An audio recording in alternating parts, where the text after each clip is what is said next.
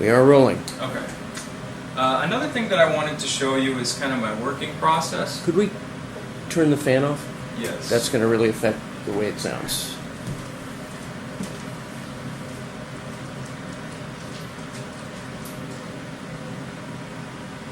It's actually the air conditioning. It might take a minute for it to Okay. shut down.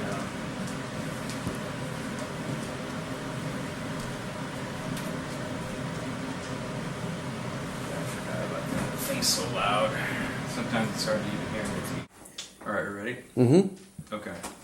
Another thing that I wanted to show you is my working process, kind of from the beginning. And I take very seriously, or I find it something very important to me, is getting as much of my material from the real world and the streets as I possibly can. So what I do is work in sketchbooks a lot. And I carry things like this around with me as my sort of totes for my sketch material. This is my favorite. I've become kind of a junkie about this sort of stuff. This is my favorite. This is actually a Russian map.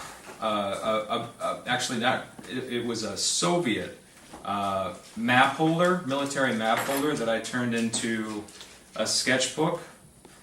Sadly, though, I don't get to use this one quite as often because it's too small for larger sketchbooks like this, and a little too big for the type of sketchbook that I actually prefer to use in when I'm going out sketching in public. Now, I don't like to be the object that people are watching. I really hate drawing attention to myself. Someone once said that there are those who go out to be seen and then those who go out to see. I am definitely of the latter category. So I find that anytime you're working in a sketchbook larger than this, people tend to start noticing you and asking you questions about what you're doing, which makes me very uncomfortable. So I tend to do this kind of sketchbook work when I'm home. But the type of work that I do when I'm out, I do with sketchbooks like this little moleskin sketchbook. Now, another thing that I always carry with me are these things, these little notepads. So they're almost like tiers of sketchbook apparatus that I carry with me. When I'm just going out at any time, I'll always bring a field notes like this. If I'm going out with a little more intent, I'll make sure to bring this bag. I just kind of wanted to, show you what these sort of these tend to be, these field notes tend to be mostly writing, but you'll end up with little sketches in it like that, or sketches like that. But again, just very, very kind of loose. And like I say, mostly, that's actually got more drawing in it than usual. Most of it has to do with writing. I've really gotten into haiku, so a lot of these are filled with haiku. And then you can also personalize them. That's actually a character for the Steve McQueen book. But again, just a lot of writing. That's Steve McQueen's father, Red. I'm playing around with different genres of cartoons to tell the story. But usually, like when I'm going out to draw, let's see if I can find some stuff that's actually worth showing here. As you can see, I end up doing a lot of collaging and things like that. I like to play with these sketchbooks so that you've got, all kinds of funky things you can do with them. But let me see if where am I still, being a big drawing fan, I still go back and do blind contour drawing all the time. Still believe in that concept. This is, kind of drawing of people that, this guy's name is Eric McSpadden. He's an incredible harmonica player here in town. There he is. One of the things that drew me to St. Louis was its sort of R&B and blues sensibilities. This is a guy I was just waiting to get an oil change. This is a conversation that two people were having while they were there. Person who was twirling those flaming, what is that called? What I'm talking about? Batons. Yeah, a flamethrower. Or flame twirler. Guy in the street.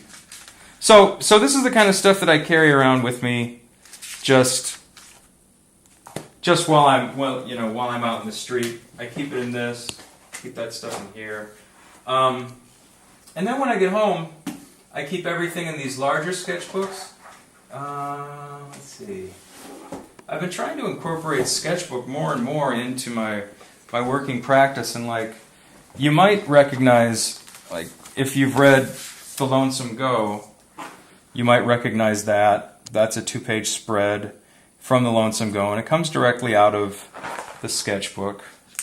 Here's another one. Came directly out of the sketchbook. But let's see here.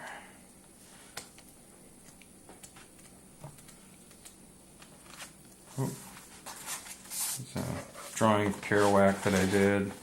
This is a song I wrote. So basically these things are just kind of receptacles for all kinds of ideas and things that, ordinarily what I do is I'll collect the material that I'm hearing or seeing in those smaller sketchbooks. And then I'm a pretty introverted person, so I don't always know exactly how I feel about anything until I've gotten some time to think about it. So then I'll come home and later, analyze it with greater detail and put it into a larger sketchbook like this. So these are from years past. I value these highly. I can't even tell you how highly I value these. Like this one is from the summer of 1994 through the fall of 1996, when I was in my 20s and literally just traveling around the country, working weird, odd jobs where I would find myself in the company of people.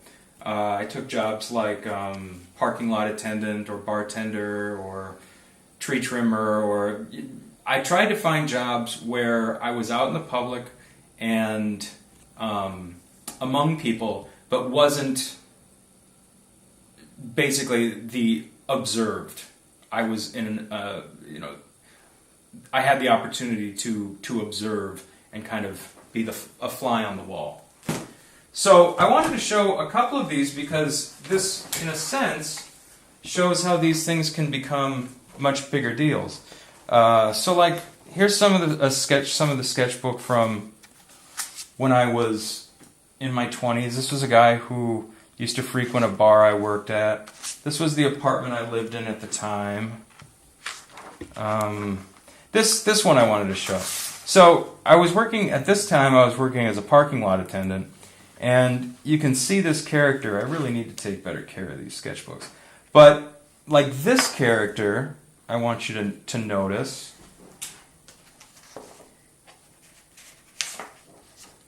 And then this scene here, I was out on a walk one night and I saw this happening in one of the back alleys.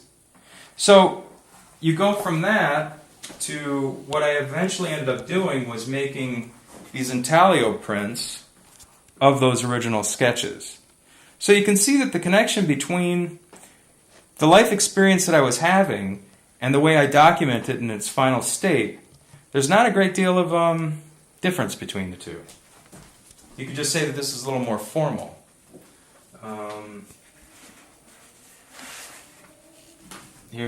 I was living in a place on a street called LaSalle at the time. So I did a whole series of these called LaSalle. They're just called LaSalle. The series is called LaSalle. But, so like, here was this guy. This I want to point out.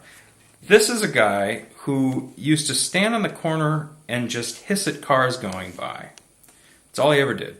Hissed at cars as they drove by, just like a cat might. Now this... Oh, hold on, could you show me that again? Sure. Let me get focused on it. Okay. Got it? Yeah. So that is this guy. This was his summer attire. I don't know if you can see that well or not. But again, my point being that especially early on, just being in the world and observing it and being a part of it and documenting it was really the important thing for me.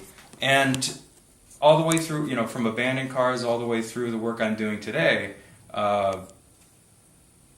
they are very much inspired by the people that I met or wrote down or documented. Characterizations really come from that. Let's cut right there. Okay. Some light. Yeah, I know. I'm spooky, so I'm gonna. Oh yeah. Oh, are you filming it? Yes. Awesome. Tim Lane's basement.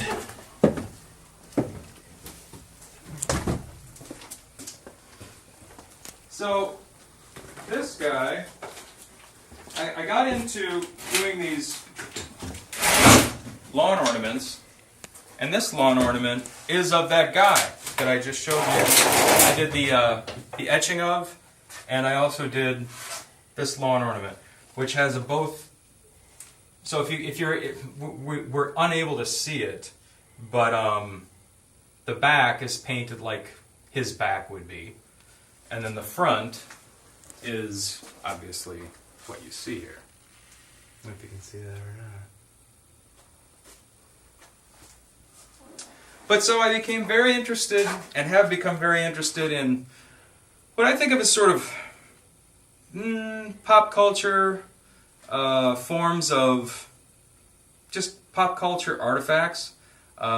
Somewhat what, low rent, low art sort of things. The kind of lawn ornament is an example of that. And I've been doing a lot of cutouts as well. I think if you've read Abandoned Cars or The Lonesome Go, you'll notice that there are a lot of cutouts in those. Well, you can actually cut those out, and they do make, in some cases, dioramas. So let's cut there, we can just walk back upstairs.